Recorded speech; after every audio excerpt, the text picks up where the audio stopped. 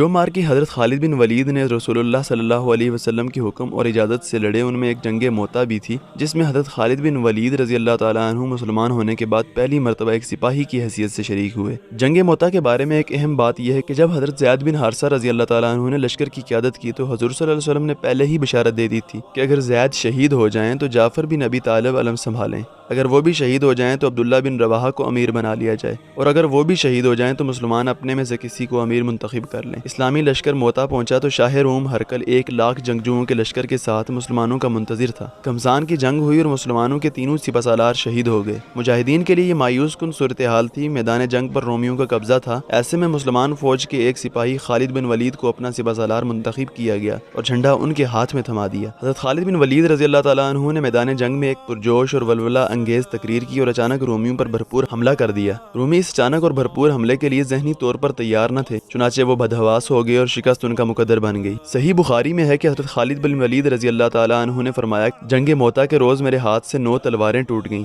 پھر میرے ہاتھ میں صرف ایک یمنی بانا یعنی چھوٹی تلوار باقی بچی۔ ادھر مدینہ میں جنگ موتا ہی کے روز رسول اللہ صلی اللہ علیہ وسلم نے وحی کی بنا پر فرمایا کہ جھنڈا زید نے لیا اور وہ شہید کر دیے گئے، پھر جعفر نے لیا، وہ بھی شہید کر دیے گئے، پھر ابن رواحہ نے لیا اور وہ بھی شہید کر دیے گئے۔ اس دوران آپ صلی اللہ علیہ وسلم کی آنکھیں اشک بار تھیں، یہاں تک کہ جھنڈا اللہ کی تلوار میں سے ایک تلوار نے لے لیا اور ایسی جنگ لڑی کہ اللہ نے ان پر فتح فرمائی۔ اس دن سے خالد بن ولید رضی اللہ تعالیٰ عنہ کا لقب سیف اللہ ہو گیا۔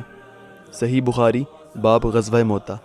نبی کریم صلی اللہ علیہ وسلم نے ان کے بارے میں فرمایا کہ یہ اللہ کا بندہ بھی کیا خوب آدمی ہے، یہ اللہ تعالیٰ کی تلواروں میں سے ایک تلوار ہے جسے اس نے کفار اور منافقین پر کھینچا ہے۔ سیدنا خالد بن ولید رضی اللہ تعالیٰ عنہ کے اسلام قبول کرنے کے بعد دوسرا اہم واقعہ فتح مکہ پیش آیا، جس میں باقاعدہ فخر امم سرور انبیاء حضرت محمد صلی اللہ علیہ وسلم نے سیدنا خالد بن ولید رضی اللہ تعالیٰ عنہ کو ایک دستے کا امیر مقرر کیا۔ 20 رمضان المبارک 8 ہجری کو فتح مکہ کے موقع پر رسول اللہ صلی اللہ علیہ وسلم نے وادی ذی طویٰ میں لشکر کی تربیت و تقسیم فرمائی۔ حضرت خالد بن ولید رضی اللہ تعالیٰ عنہ کو بنو سلیم، بنو غفار، بنو خزیمہ اور کچھ دوسرے عرب قبائل کی قیادت کرتے ہوئے مکے کے بالائی علاقے کی جانب سے شہر میں داخل ہونے کا حکم دیا اور فرمایا اگر قریش میں سے کوئی آڑے آئے تو اپنی تلوار کے جوہر دکھانے کی اجازت ہے، اور اگر کوئی مزاحمت نہ ہو تو اپنی جانب سے کسی سے مقابلہ کرنے میں پہل نہ کرنا۔ ہماری یہ کوشش ہونی چاہیے کہ ہم بغیر خون بہائے پرامن طریقے سے مکہ مکرمہ میں داخل ہوں اور اس مبارک شہر کی حرمت کو پامال کرنے کی نوبت ہی نہ آئے۔ حضرت خالد اور ان کے رفقا کی راہ میں جو مشرک آیا اسے جہنم رسید کرتے ہوئے کوہ صفا پر رسول اللہ صلی اللہ علیہ وسلم سے جا ملے۔ اس موقع پر حضرت خالد بن ولید سے جھڑپ میں 12 مشرک مارے گئے، جبکہ 2 صحابی شہید ہوئے، وہ بھی راستہ بھول کر لشکر سے جدا ہو جانے کی وجہ سے۔ فتح مکہ کو ابھی 5 دن ہی گزرے تھے کہ حضرت صلی اللہ علیہ وسلم نے حضرت خالد رضی اللہ تعالیٰ عنہ کو 30 مجاہدین کے لشکر کا امیر بنا کر مقام نخلا کی جانب روانہ کیا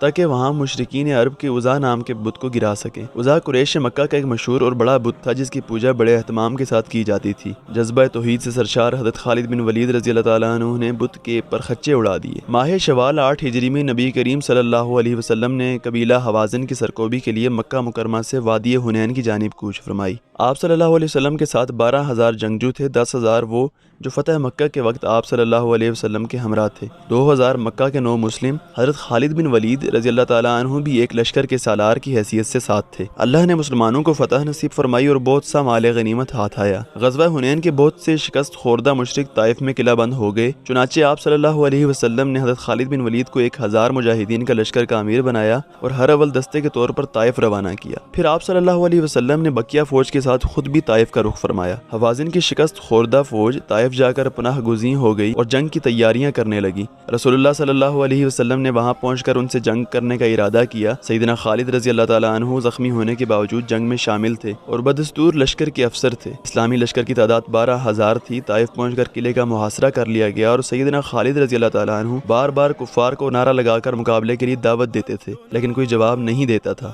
بار بار کے چیلنج کے بعد قبیلہ ثقیف کے سردار عبدیہ لیل نے جواب دیا، ہم میں سے کوئی شخص تمہارے مقابلے کے لیے نہیں اترے گا، ہم بدستور قلعے میں مقیم رہیں گے کیونکہ ہمارے پاس اتنا سامان خوردنوش موجود ہے جو 2 سال کے لیے کافی ہو۔ چونکہ طائف والوں سے کوئی خطرہ نہ تھا، لہٰذا رسول اللہ صلی اللہ علیہ وسلم نے محاصرہ اٹھا لیا۔ تبوک میں دشمن کو مسلمانوں کے مقابل ہونے کی ہمت نہ پڑی، بلکہ آس پاس کے عیسائی حاکموں نے آپ صلی اللہ اللہ علیہ وسلم کی خدمت میں حاضر ہو کر اطاعت قبول کر لی۔ پاس کی ایک ریاست دومت الجندل کا عرب حاکم عقیدر کیسر روم کے اثر میں تھا۔ حضور اکرم صلی اللہ علیہ وسلم نے حضرت خالد بن ولید رضی اللہ تعالیٰ عنہ کو 400 سوار دے کر اس کو مطیع کرنے کے لیے بھیجا۔ حضرت خالد رضی اللہ تعالیٰ عنہ نے عقیدر کو شکست دی اور گرفتار کر کے اپنے ساتھ لے آئے۔ آپ صلی اللہ علیہ وسلم نے اس کو چند شرائط پر معافی دے دی۔ اس مہم کے سلسلے میں مسلمانوں کو جن تکلیفوں اور مصیبتوں کا سامنا کرنا پڑا ان کی بنا پر اس کو جیش الاسرہ اور غزوۃ الاسرہ بھی کہا جاتا ہے۔ ذی الحجہ 11 ہجری کو خلیفہ اول سیدنا صدیق اکبر رضی اللہ تعالیٰ عنہ نے حضرت خالد بن ولید کو 13,000 مجاہدین کا لشکر کا امیر بنا کر نبوت کے جھوٹے دعوے دار مسلمہ کذاب کی سرکوبی کے لیے روانہ کیا۔ مسلمہ اپنے قبیلے ربیہ کے 40,000 جنگجوؤں کے لشکر کے ساتھ یمامہ کے مقام پر مسلمانوں کے مد مقابل آیا۔ اس موقع پر حضرت خالد بن ولید نے بہترین جنگی حکمت عملی، سیاسی بصیرت اور ولولہ انگیز تقاریر کے ذریعے مجاہدین میں شوق شہادت کو بڑھا دیا اور پھر بپھرے شیر کی طرح مسلمہ کی فوج کے پرخچے اڑا دیے۔ حضرت حمزہ رضی اللہ تعالیٰ عنہ کے قاتل وحشی نے اپنا نیزہ مسلمہ کے سینے میں اتار کر اسے جہنم رسید کر دیا۔ بقیہ قصہ اگلی قسط میں جانیے، تب تک ساتھ رہیے گا، چینل کو لائک اور سبسکرائب ضرور کیجیے گا۔